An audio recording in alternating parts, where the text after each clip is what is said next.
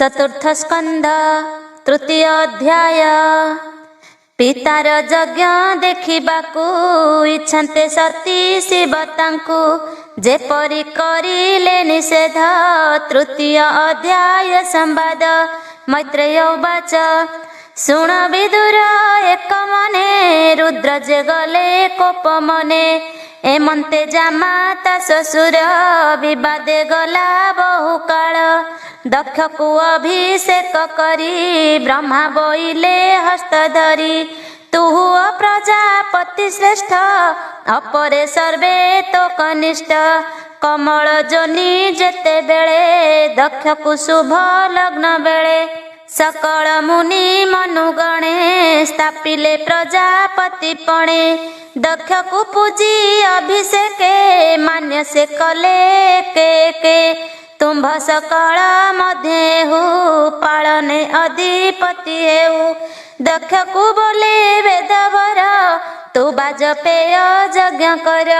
से दक्ष मने गर्व कला रोसे रुद्रंकु न बरिला। भृगुंकु कला पुरोहित संगे घेनिण मुनि सन्थ। जे यज्ञ बृहस्पति नाम शुणिला यज्ञंक उत्तम। से यज्ञ आरंभर काले सकल मुनि एक मेले। जे ब्रह्म ऋषि देव ऋषि सर्वदेवंक संगे मिशी पितृदेवता ऋषि जाने पत्नी की घेनी दिव्य जाने। यज्ञ गमंती जुथे जुथे गीत सुवाद्य शून्य पथे। आकाशे विमान गहळ चलन्ते शुभे मुख गळ। जे सती ईश्वर घरणी आकाशे शुणी देववाणी। निज सखींकी पचारिला ताहांक बदनु शुणिला। शुण गो ईश्वर भामिनी जेणे गमंती सुर मुनि। तुम्भ पितार महायज्ञे देवे गमंती शून्य मार्गे। निज कामिनी घेनि संगे विमाने जानती नाना रंगे। तिनि भुवने जेते जने यज्ञ गमंती तो समने। दिव्य अलंकार भूषणे विमाने बसी बधुगणे। स्वामी संगते चलती देख गगने पंक्ति पंक्ति। नक्षत्र गण प्राय शोभा किबा उपमा अन्य देवा। ता शुणी गगन को चाही अंबिका मने विचारई। देख भाग्य कर्म मोर मोहर स्वामी महेश्वर। मोहर पिता यज्ञ काले मुहि निराश कर्म फले। मोर स्वामी की न बरिला अवहेलन मते कला। मोर पितार दया नाही के कासहु देह बही। एमंत भाली देवी मने मिलिले स्वामी सन्निधाने। हृदय शोक भर होई बोलंती रुद्र मुख चाही। सती उवाच भोनाथ शुण पशुपति तुम्भ सुर मूढ़मती। यज्ञ आरंभे पुण्य काले ता शुणी सर्वदेवे चले। मुनिये स्वपत्नी संगते सुने गमंती दिव्य रथे। देखो ए मुखरा बगोल पूरीछि गगन मंडल। देखो आनंदे देव गणे गमंती यज्ञर कारणे। भोनाथ चाल आंबे जीवा पितार उत्सव देखिबा। यज्ञ उत्सव पिता पुरे मोर भगिनी सहोदरे। जानती स्वामी घेनि संगे यज्ञ देखिबे मन रंगे।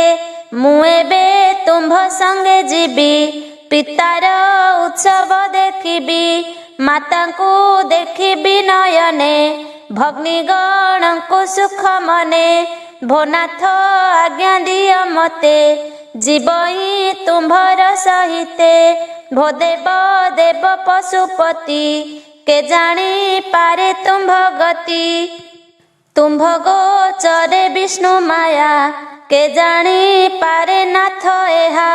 हे अज तोहर माया रे आश्चर्य निर्माण संसारे।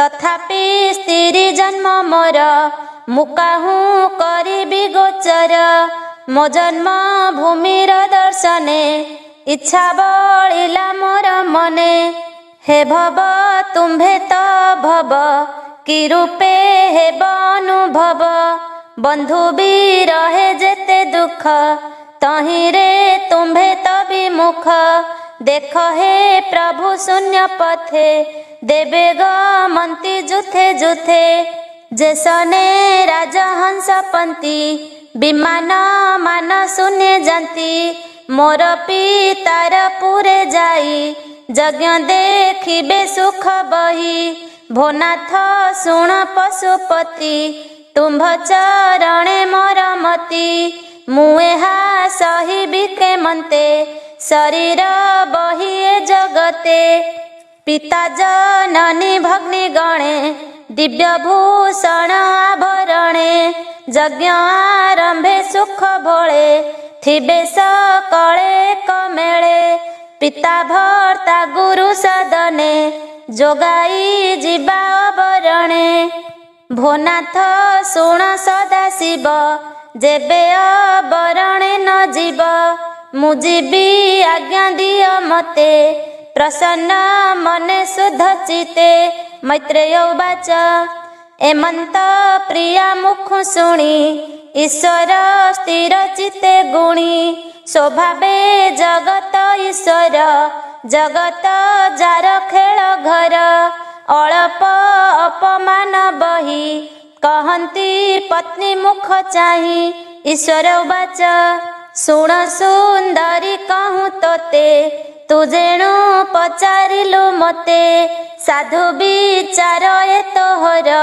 शुद्ध सुंदर मनोहर बंधुकु बंधु भाव भोळे अमान्य कले अवहेळे तहि न थाई अपमान केशहु पुणी दुर्वचन विद्यार बळे तपदाहे सुंदर बपु बय बहे उत्तम कुळे जेहु जात सकल गुणे जे विख्यात जाणई श्रुति स्मृति धर्म आगम निगम जे कर्म से पुणी अविवेक बळे बंधु निंदई अवहेळे महत तेज से न सहे निरते मने गर्व बहे अज्ञान बादी बोली तारे सुख न लभे संसारे जे प्राणी अभ्यागत देखी वक्रवदने बुझे आखी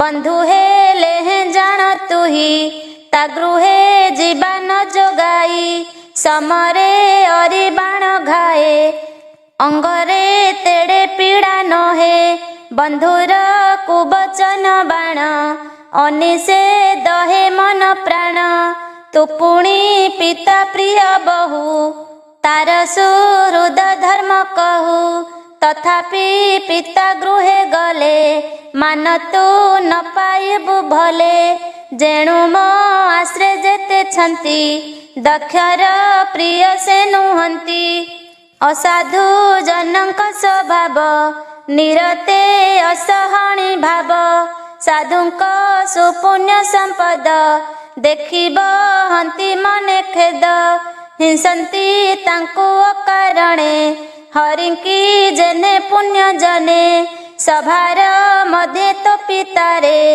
अवज्ञा कली मु बेभारे एमंत न विचार मने शुण कहूछि सुमध्यमे जे बंधु आगमन देखी उठंती आसन उपेक्षी भावे आसंती किछि दूर वचन कहंती मधुर अति ही स्नेह करि चित्ते पुलक होई हृदगते अभिवादन मृदु बाणी पूजंती निज गृहे आणी विष्णुर भावे पूजा करी आनंदे प्रिय भावे भरी लोके करंती परस्पर तान हे प्रांगक्य आचार से विष्णु शुद्ध सत्यमय प्रकाशे जीवर हृदय तेणु बोलाए वासुदेव से जे मोहर नित्य सेव्य दक्ष हृदय तांकु लखी मु नमस्कार करिअछि ए रूपे कली मु सम्मान न करी तांक अपमान ए देहे अभिमान करी दक्षता जानिब किपरि जेणु से दक्ष प्रजापति मो भावे चिंतई अनीति निरपराधी मु ताहार दुर्भाग्ये कला तिरस्कार पिता हेले हैं तार तही जीवा तो हर न जगाई तुझे बे मोहर वचन अज्ञाने करी बुलंघन पिता भुवने जीवु तुही केबे हे तोर भल नाही उत्तम जन जान जेबे सोजनु पराभव लभे केबे हे तार भल नाही एमंत देवी आगे कही स्थिर होइले उमाकांत कहई दास जगन्नाथ। इति श्रीमद्भागवते महापुराणे पारमहंस्यां संहितायां चतुर्थ स्कन्धे उमा रुद्र संवादो नाम तृतीय अध्याय।